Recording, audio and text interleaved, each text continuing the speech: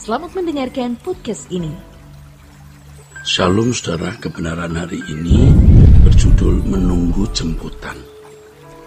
Seiring dengan lebih lengkapnya kebenaran yang kita pahami, maka kita semakin memahami dan menyadari bahwa salah satu kesalahan yang fatal dalam kehidupan orang Kristen, dalam kehidupan pelayanan gereja adalah ketika orang-orang Kristen merasa sudah mengenal Allah hanya karena sudah memiliki pengetahuan tentang Allah, ya, atau teologi maksudnya, ya saudara.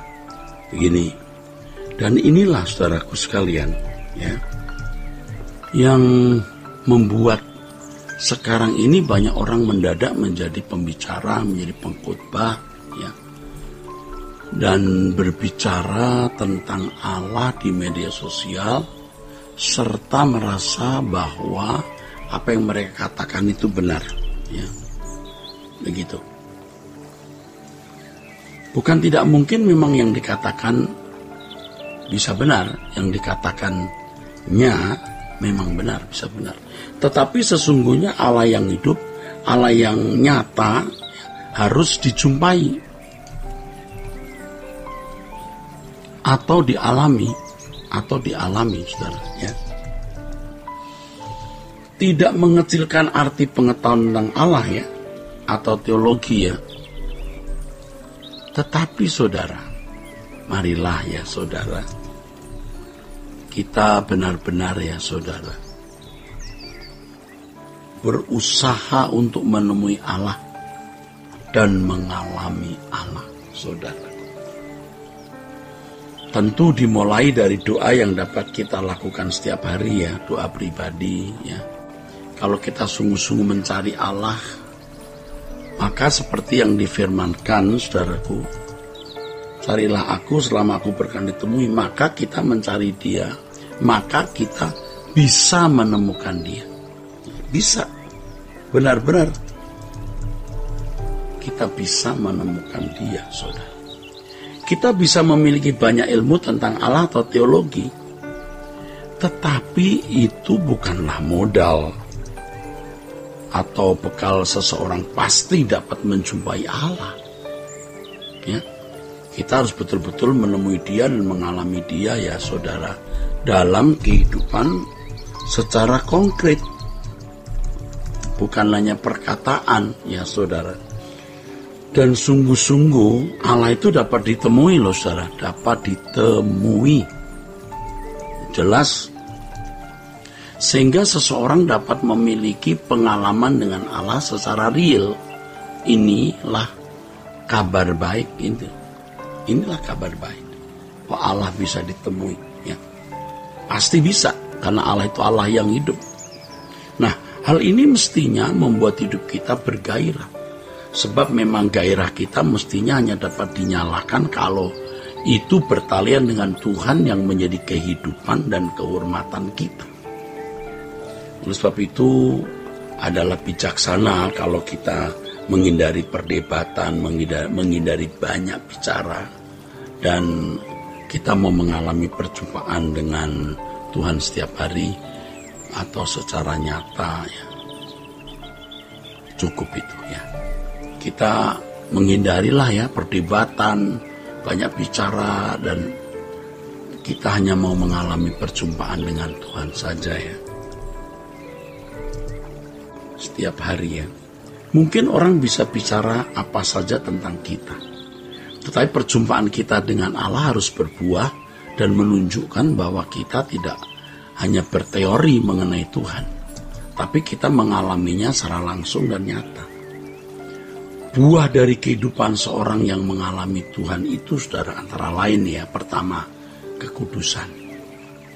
Seseorang akan takut akan Allah, ya, atau kita akan takut akan Allah. Seseorang menjadi takut akan Allah, ya, sehingga bisa hidup dalam kesucian standar Allah.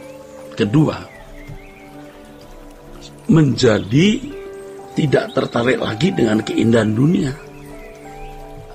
Nah, memang kita masih membutuhkan uang, ya. Memang, ya. Memang kita ini kan masih membutuhkan uang, saudara. Ya. dan berbagai fasilitas. Tetapi hati kita tidak tertarik di situ. Semua yang kita upayakan hanya untuk pekerjaan Tuhan. Serius, saudara. Kalau tidak demikian, jangan hiduplah. Ketiga, kita memiliki keberanian menghadapi hidup.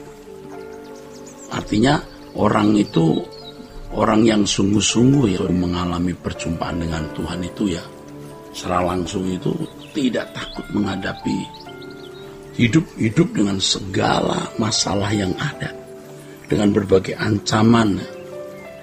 Dan ketika kita juga tersudut dalam berbagai kebutuhan, ya, dan ketika kita tersudut dalam berbagai kebutuhan, kita percaya, ya, kita percaya kepada Allah Abraham, Allah Ishak dan Allah Yakub, Allahnya Musa, yang hidup, yang bisa kita percaya.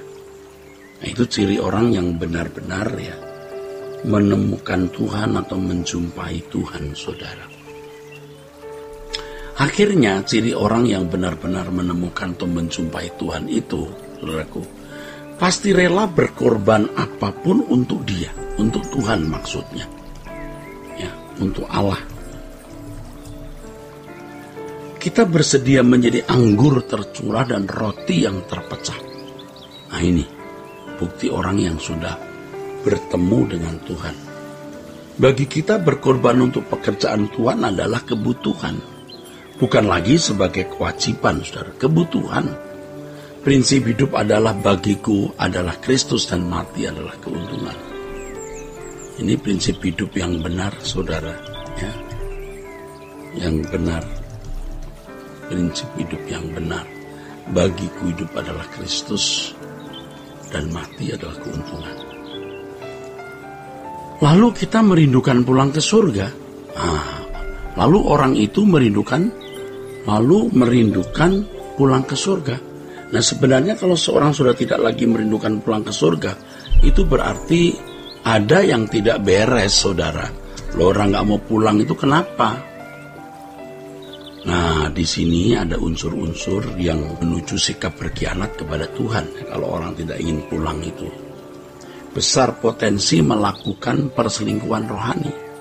Ini bukan selingkuh secara seks, tapi selingkuh terhadap Tuhan. Artinya ada sesuatu yang menarik hati, sehingga hati kurang bulat, kurang utuh, kurang tulus dalam mencintai Tuhan. Ya, sehingga hati kurang bulat, ya. Kalau orang tidak ingin pulang ke surga itu ada selingkuh. Selingkuh ini bukan selingkuh seks, ya. Ada sesuatu yang menarik hati sehingga hatinya kurang bulat, kurang utuh, kurang tulus dalam mencintai Tuhan, saudaraku. Ya. Apa yang dikemukakan di sini tidak memiliki tendensi apa-apa kecuali mengajak kita semua untuk betul-betul ya pulang ke surga dan berkeadaan siap menghadap tahta pengadilan Kristus. Jadi perdebatan-perdebatan mengenai teologi dan ayat-ayat Alkitab ya kita hindari sajalah. Yang penting kehidupan kita mencerminkan kehidupan anak Allah yang agung. Kita harus benar-benar serius mengikuti jalan Tuhan, ya, mengikuti jalan Yesus sehingga kehidupan Allah memancar dari hidup kita. Nah, yaitu memperagakan hidupnya Yesus. Nah, kita bersyukur karena kita mendengar kebenaran ini. Dan kepada kita yang serius menjumpai Tuhan, mencari Tuhan, menemukan Tuhan, kita berhak menerima janji Tuhan Yesus. Di mana Dia ada, kita juga ada. Oh, puji Tuhan. Kiranya kebenaran ini memberkati kita sekalian, saudara, ya. Sola Gracia.